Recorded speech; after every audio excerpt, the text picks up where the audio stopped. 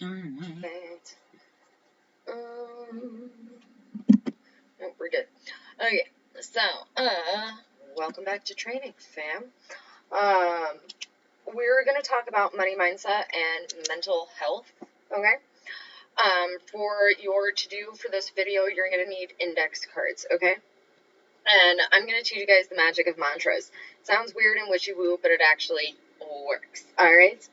On your index cards, you're gonna write down, key phrases like, I am a sponsoring magnet. I am a party magnet. I am divinely favored by the universe. I am wired for success. Whatever speaks to your soul and whatever is going to help you reach your goals. Buddy, you cannot be here right now. Go away. Okay, the reason for this, it's a couple of reasons, all right? First of all, we'll talk about the religious side of it, okay? Every major religion basically says that if you ask for it, you will get it. The Bible says, ask and ye shall receive. You do have to ask in faith and act as if you have it, okay? Buddhism and Hinduism deal with karma and dharma, okay? Whatever you put out is what you're going to get. Same thing with paganism and Wiccanism. What you think about, you bring about, okay? Every major religion has this kind of construct built into it, all right? So, if you believe in any sort of divine higher power, chances are your religion is telling you that if you ask for some shit, you're going to get it. From a scientific perspective, though, this actually plays into neuroplasticity and quantum physics. I know, big, crazy, nerdy stuff, okay? From the neuroplasticity side, it is totally possible for your brain to be hardwired for failure.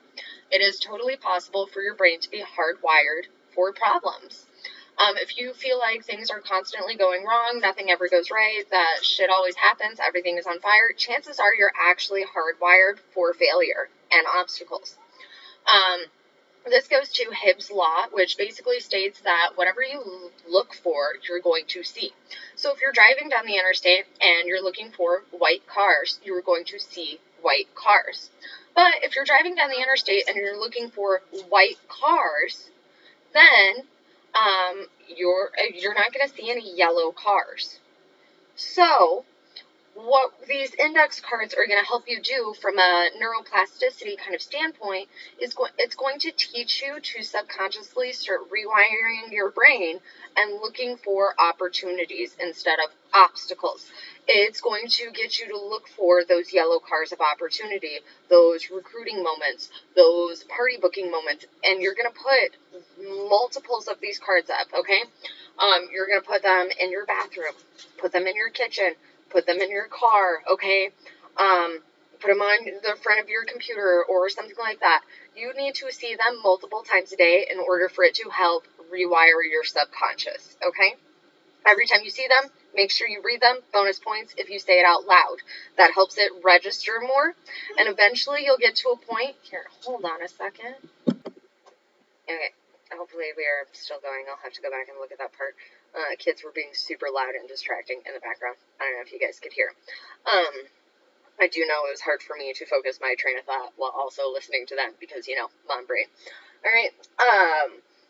So you're going to use these to rewire your subconscious, and eventually they're going to become interrupting phrases. So anytime you start kind of talking shit to yourself, you can use these interrupting phrases to reroute your brain to start looking for solutions. A good example of this is on one of your cards, you should write something that says, I'm worthy of everything that I want. For some of you, that's like, gasp, hard to hear. But that is why you need to see it, especially if that makes you uncomfortable. If that feels stupid, cheesy, uncomfortable, bullshitty, like a lie, that is your card, okay? You plaster that shit everywhere, and eventually it'll get to a point where your head trash will start talking to you, that internal voice that's super mean and kind of a bitch, and you'll be able to say, no, shut the fuck up. I am worthy of everything that I want. And it'll help stop you from self-sabotaging, okay? From a quantum physics perspective, okay? Quantum physics basically studies like different types of realities, how energies work, things like that. And what quantum physics is figuring out in the last 5 years is a lot of theories for religion actually have scientific basis. We just didn't have the tools to measure them. So your thoughts actually have energy, and that energy is measurable, okay? It's electrical energy. That's your brain synapses is firing, and different types of thoughts create different types of things. So whatever you think about, you are going to bring about into your world. You need to be the person controlling your thoughts, and you need to take back that control from that ex-partner, that parent figure, that elementary school friend, whoever it was, who dimmed your fucking shine, okay? So take back that control and understand that your thoughts literally have energy. So putting your goals in front of yourself and interacting with them, putting up positive mantras, things that you can say over and over and over again, it's going to actually help you bring into your reality opportunities and success. It sounds crazy. Do it for 30 days. It will change your entire fucking life. Okay, this is probably your second most important video. This also goes into developing self-worth. A lot of times as women in society, we're told we have to look a certain way, act a certain way, don't say the fuck word, be quieter, sit still. I'm listing off things that I have been told my entire life. Sit still, Ellie. Be quiet, Ellie. Don't use the fuck word, Ellie. Don't cuss, Ellie. All of that kind of stuff. Part of developing your self-worth is going to be using these mantras and understanding that you are perfectly okay exactly as you fucking are. And if anybody tells you different, I will literally fight them, okay? You can take up all of the space in the room. You deserve success. And you have to keep in mind, every time you dim yourself down to make somebody else comfortable, it's like shoving yourself into a cookie cutter. And if you've ever made cookies, you have the big piece of dough, right? And you put the cookie cutter in there, you're cutting off all these important badass bits of yourself just to be a certain shape for somebody. Tell them to go fuck themselves and start setting boundaries. Please keep in mind that confidence, self-worth, they are skill sets that you have to develop. These are not personality traits. They're not something that you were just born with, okay? You develop confidence and self-worth by practicing it. And I'm going to give you a couple of different ways to practice. One, do your little mantra index cards, okay? It helps get at your subconscious and it makes your subconscious practice positivity. All right? 2, you're going to practice saying no. Okay? And I mean a legitimate no. We're gonna delve into that. Don't say no to something just because it makes you uncomfortable. If I ask you to do a party or to do a live stream, don't say no just because it makes you uncomfortable. But practice saying no. Like, if you're super busy and a friend wants to go get lunch and you just want to sit at home in your sweatpants, say no. Start setting boundaries, okay? And you don't have to explain anything else, but your time is valuable. Your time is the most valuable thing that you have. You can always make more time. I'll teach you how to do that later on. Okay, that's part of the leadership campaign, is learning how to warp time, basically, which sounds crazy, but it fucking works, and it's magnificent. It's how I get everything done that I need to get done. But control your time. Say no to shit that does not bring you joy and that does not make you money. Okay? If it doesn't make you happy and it doesn't make you money, do not fucking do it. Say no if it's like going to somebody's birthday party or wedding. Like, let's just all acknowledge that some weddings are boring as shit and we don't want to go. So don't go if you don't want to go. Okay? Take control of your life. Say no to shit. That also means saying yes even when it scares you. Okay? That's self-care. That's how you develop self-worth. And the biggest and best way that you develop confidence, guys, is by doing the thing that scares the shit out of you and not dying. And I know that sounds weird, but it is legit. That is how we develop confidence, by doing things that scare us, and it doesn't hurt us, and it doesn't kill us, okay? Look at all of the shit that you've survived in your life and that you have come through, okay? You probably have some level of confidence around certain aspects of your life, and that thing used to scare you, whatever that aspect might be. Your comfort zone is a self-imposed limitation, okay? It does not serve any real purpose other than it keeps you small. Tell your comfort zone to screw off and you will start developing more confidence. Do the things that scare you. Talk to people about booking parties even when it scares you. Talk to people about joining your team even when it scares you. Jump all in this business even if it scares the shit out of you and doesn't make any sense. That is legit how you will develop confidence, okay? If you're terrified of heights, go do something high up.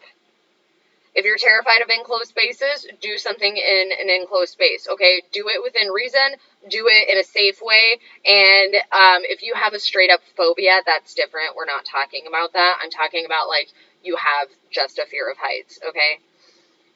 Confront the things that you're afraid of, all right? I actually have a list of my fears, and I'm going to conquer every single fucking one of them before I die. I will legit be fearless, okay?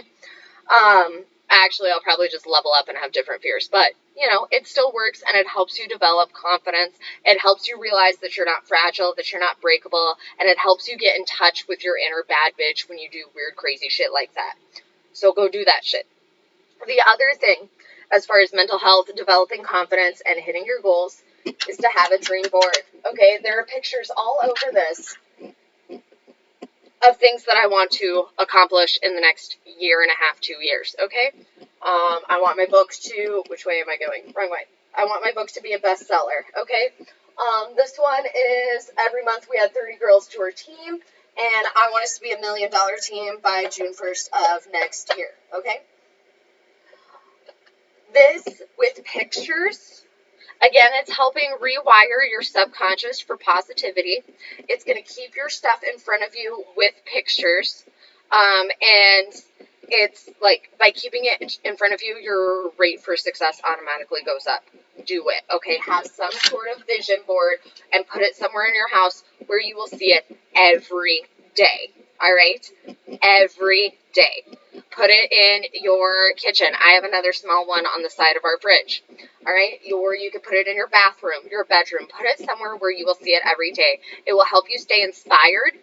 It will give you your motivation for continuing to move forward.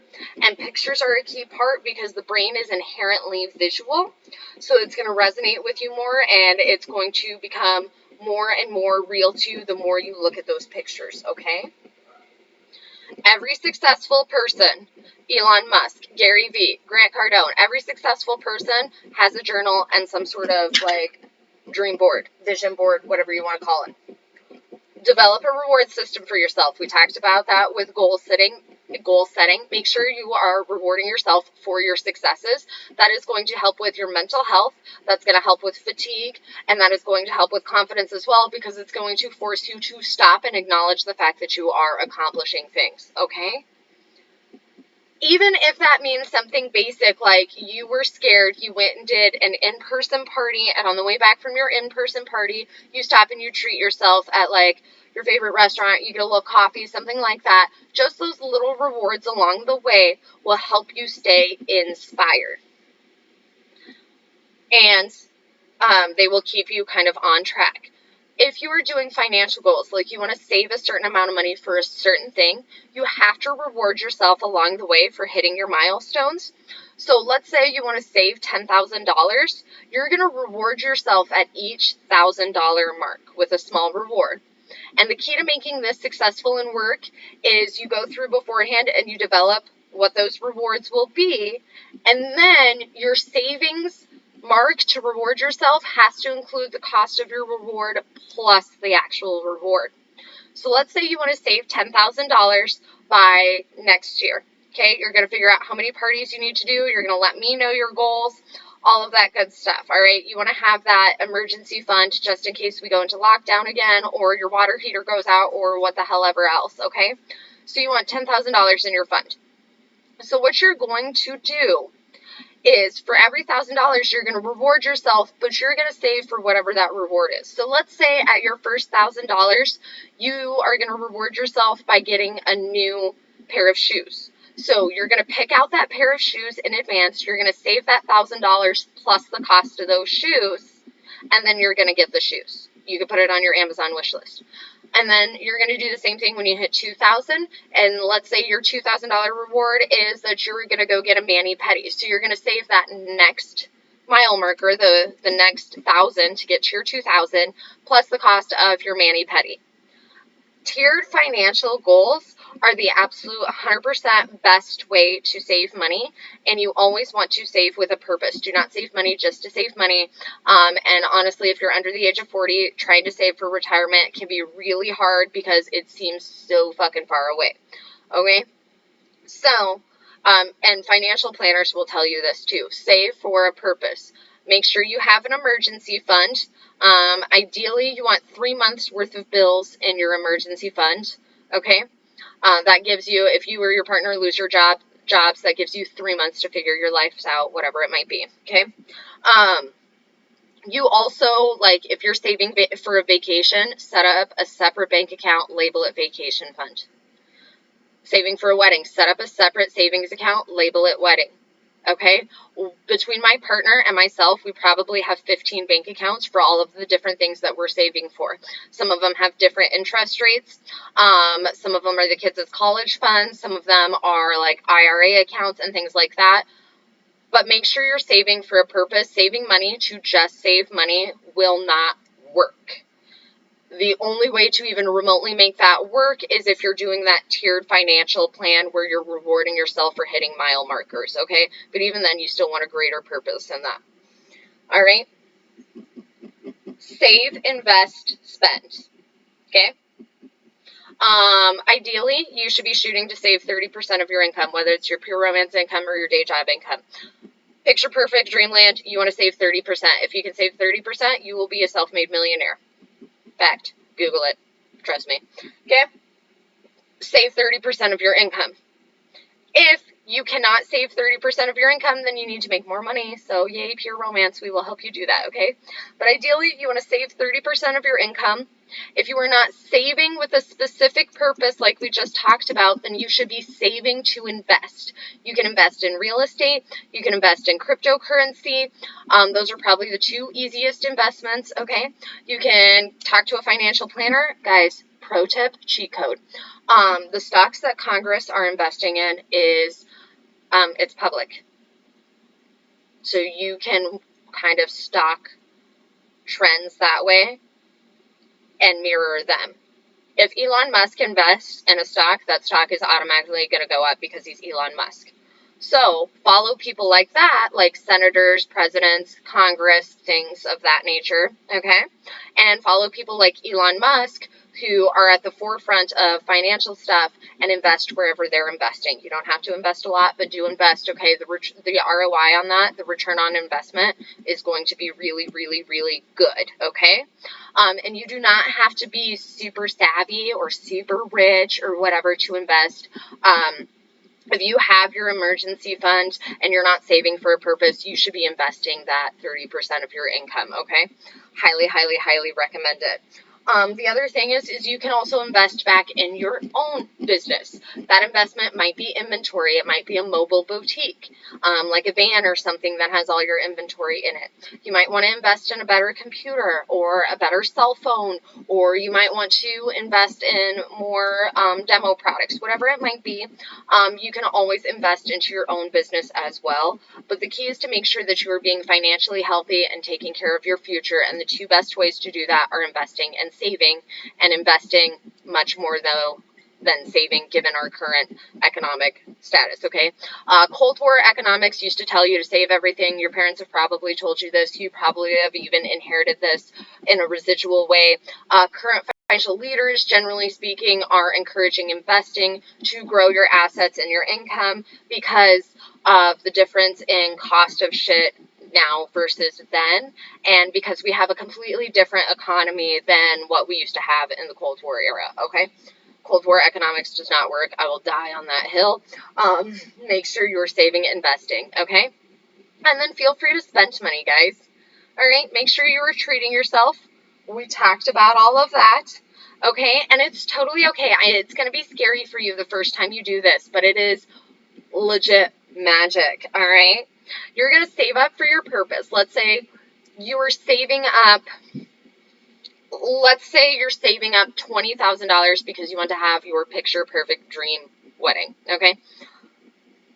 You save up your $20,000, spend it, and do your picture perfect dream wedding. The first time that you do that, it's going to be really hard and really scary to let that money go, and you're going to want to get stuck in old financial habits. Don't fucking do that to yourself, okay? If you saved for a purpose and it is time for that purpose, spend the freaking money, okay? Trust me. It's the only way to keep you going and avoid getting burnt out, all right? Within mental health stuff, work within your own rhythms, my friends. You will have some leaders who are like, don't send a message between 8 p.m. and 8 a.m. Like, they don't want you sending messages in the middle of the night.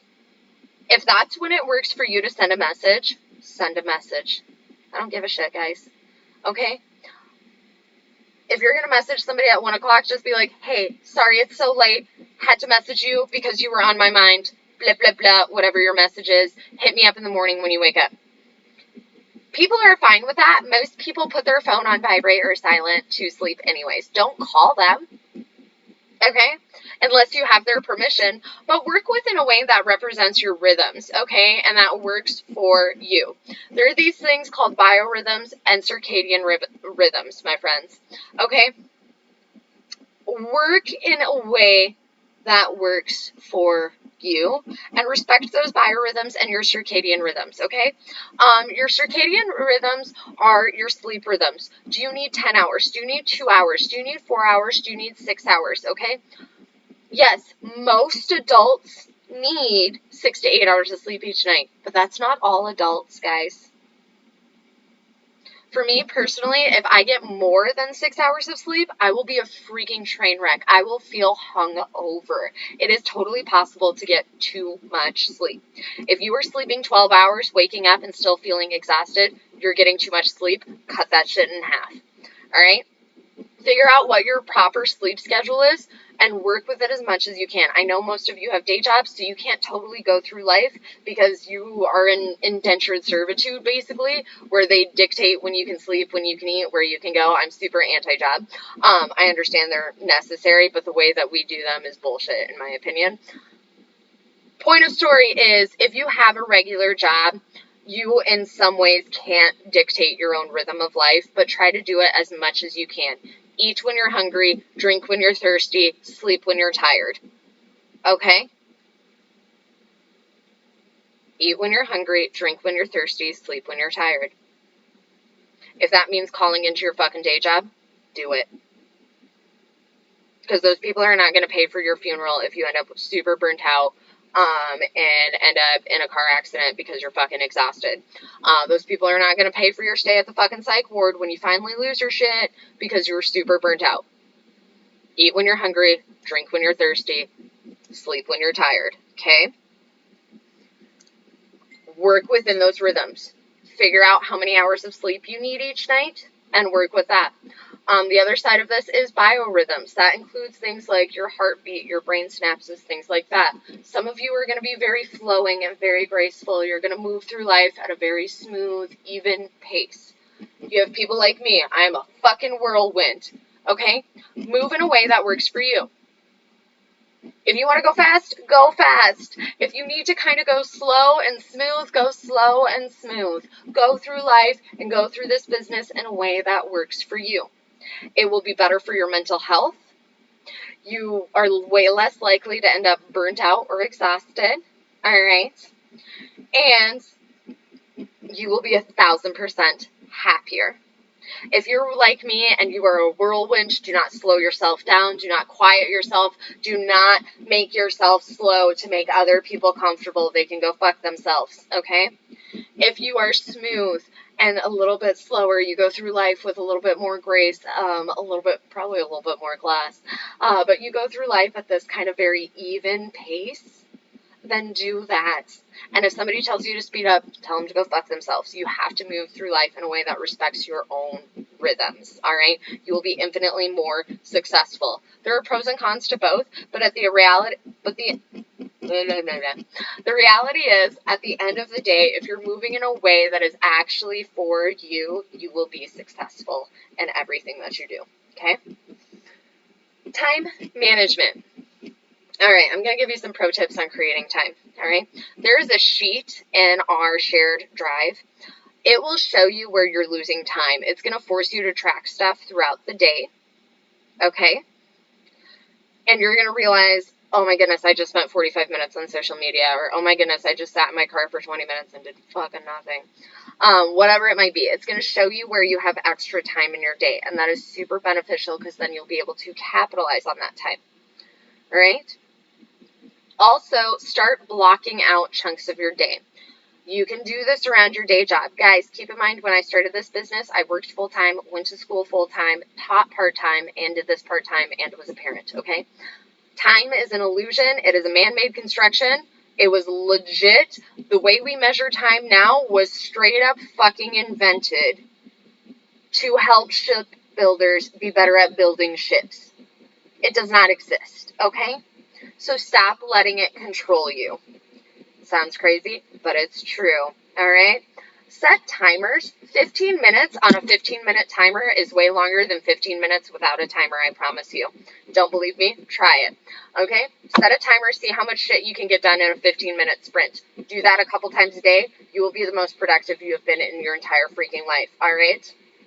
Other times that you can create time is on your commute. If you're driving, do hands-free shit.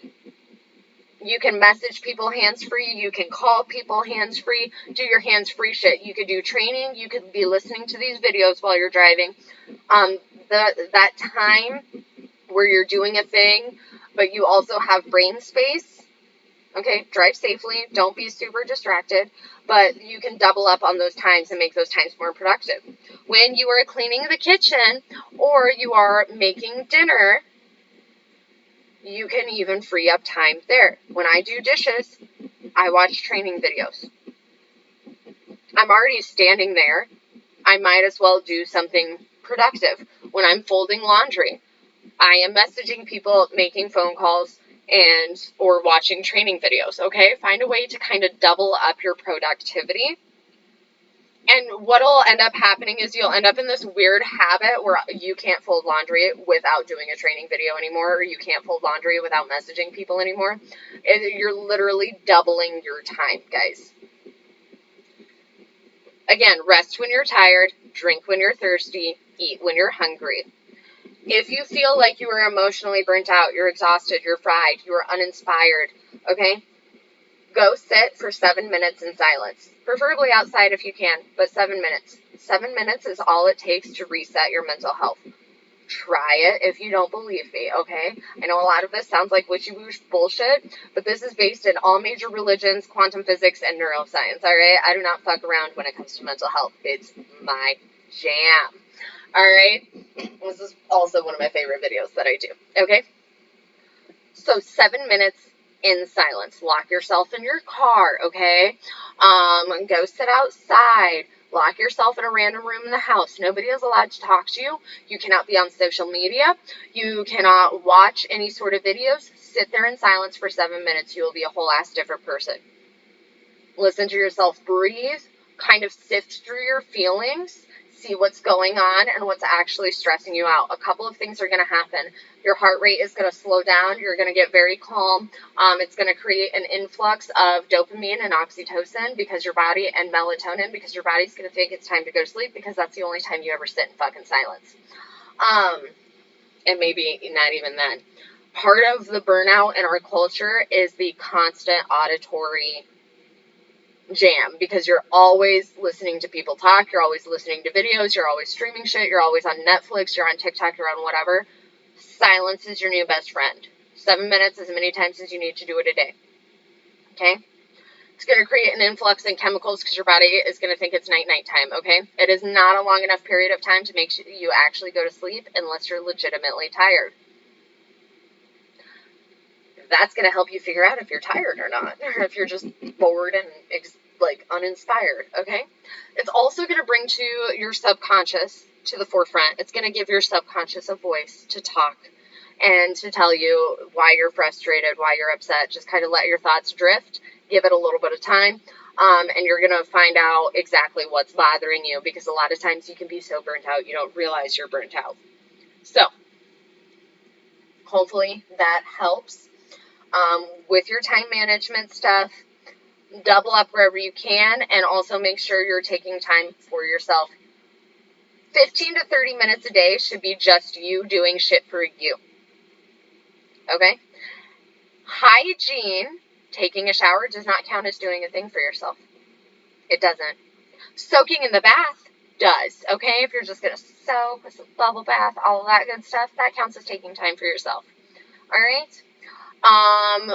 Reading a book, something like that, things you love, your hobbies, dance, crochet, knit, paint, I don't care, whatever it is, 15 to 30 minutes a day should be just for you.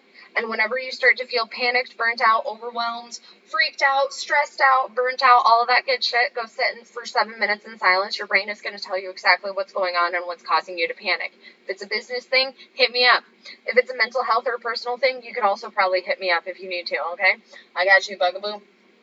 So, that is all of your money mindset and mental health. Obviously, we did not cover every aspect of mental health and money mindset. This is your foundational stuff.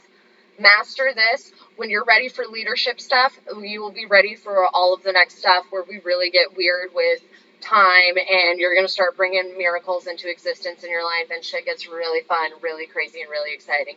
You don't believe me, but it works, okay?